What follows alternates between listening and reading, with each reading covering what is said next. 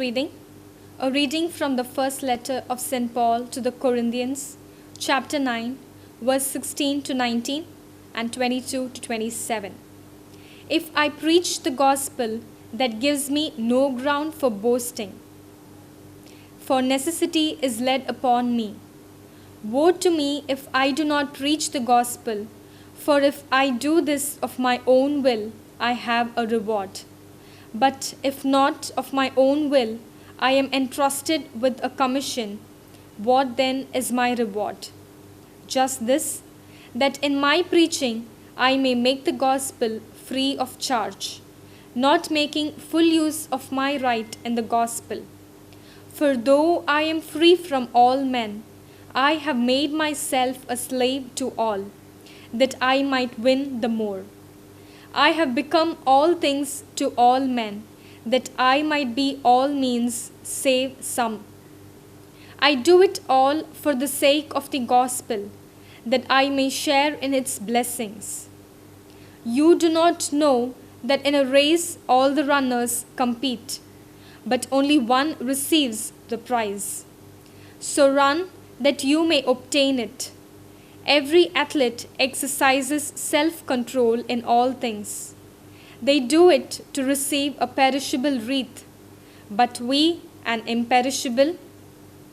Well, I do not run aimlessly.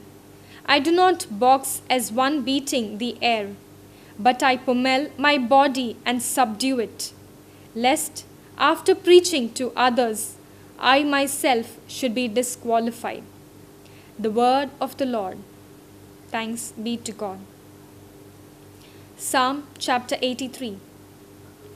Your response will be, how lovely is your dwelling place, Lord God of hosts. My soul is longing and yearning, is yearning for the courts of the Lord. My heart and my soul bring out their joy to God, the living God. Your response will be, how lovely is your dwelling place, Lord God of hosts. The sparrow herself finds a home, and the swallow a nest for her brood. She lays her young by your altars, Lord of hosts, my King and my God. Your response will be, how lovely is your dwelling place, Lord God of hosts. They are happy who dwell in your house, forever singing your praise. They are happy whose strength is in you. In those hearts are the roads to Zion. They walk with ever-growing strength. They will see the God of gods in Zion. Your response will be, how lovely is your dwelling place, Lord God of hosts. For the Lord God is a rampart, a shield. He will give us his favor and glory. The Lord will not refuse any good to those who walk without blame. Your response will be, how lovely is your dwelling place, Lord God of hosts.